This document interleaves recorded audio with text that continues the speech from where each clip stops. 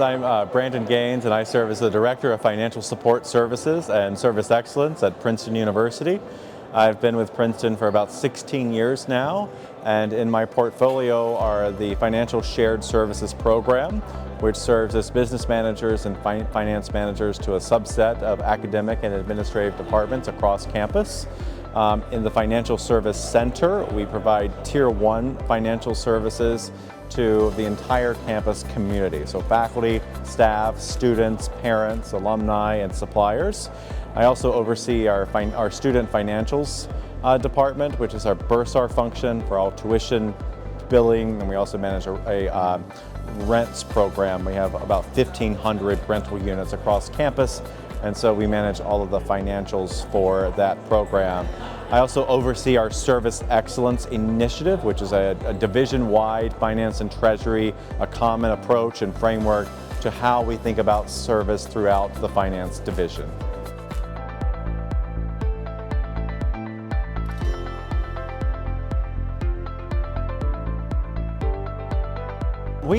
Our capacity model is quite new, so when I started and was as the leader of the shared services program, the common question that I would ask is, how do we know when we've reached capacity, besides saying we're busy, we're burnt out, we have too much going on, this person is supporting 7 departments versus this person is supporting 10 departments. How do we know what our capacity is?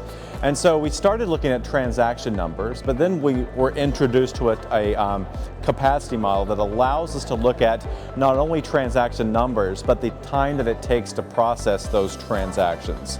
So we have a mathematical equation that we use that is very straightforward, that takes the number of transactions, the time it takes to complete each of those transactions, and a typical workday, and then enables us to know within each FTE that we have within our program how long it should take us to complete those transactions, and therefore, based on the number of units and the specific units within our program, what portion of an FTE is needed to be able to support those units that are part of the shared services program.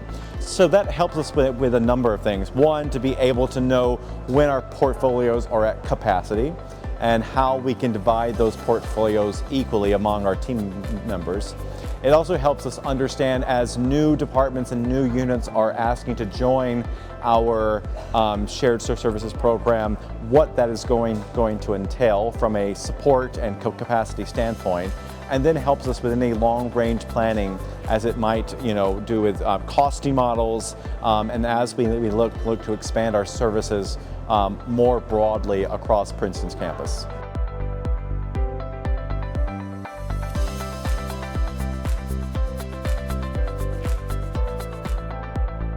One of those, when I started, everyone had a sense of the services that we provided, but we didn't have any sort of standard operating procedures, process mapping. So that was one of the first things that I did, was to ensure that we had documented procedures and that everyone on that team was doing those procedures in a consistent and streamlined way. So that was first, and that was really bringing the team into those processes so that they were responsible for it, so that there was a buy-in there to the type of work that we were doing.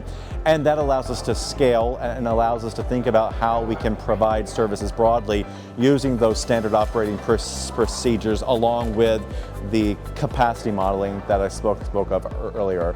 We also, one thing that I was, when I started in this role, was to get out and improve the perception of shared services. There's this perception of taking work, there's the perception of roles and responsibilities. How does that differ from the departments that we support versus the shared services program? So having a lot of conversations, thinking about those really important stakeholders who could help impact change, and dispelling any myths that were coming along or that had bubbled up as the shared services program became more mature and expanded across campus.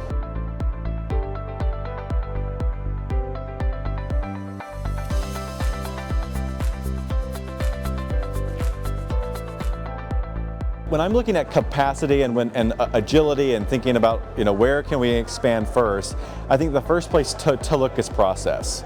So that does not come with an ask of any resource or system. How can we think about our processes? Are they documented? Are we doing them in a way that are streamlined? Where can we take a process that is 8 steps and reduce it down to 4 or 6 steps? What are processes or services that are no longer providing value? So have we launched services that have just become part of our nature and part of our daily work, but are no longer providing that value? And also making sure that as we roll out new services, that there is a pause that says, does this service continue to provide value? So I think it's looking at process first and finding where you can find efficiencies there. I think that comes through documentation, through thinking about, are there ways to streamline services so that they aren't as many steps as they were previously, and do we still need services? Are there things that we could pause? Are there things that we could eliminate or automate to be able to improve services? And then look at people, and then look at FTEs that are needed to enhance, and other ways of people and systems that could further enhance those processes and services.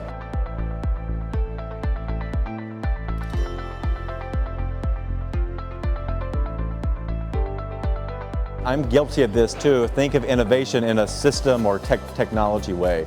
I also think about how can we think outside of the bubble? How can we bring people together? How can we have brainstorming sessions? One thing that I've wanted to do is make sure that we have process mapping champions throughout our division who are able to process map, who just have that innovative spirit. And so I think it's not only in the innovation of new technology, which is great, so we have all of these. Also, what is available at our fingertips? What solutions do we already have in place that have ability for AI or have ability for innovative solutions that are already built into the various software programs that we're using currently. So, I think it's about inspiring team members to have this innovative mindset, thinking outside the box, bringing a creative spirit to that work, and then also thinking about solutions and software that can further support innovation.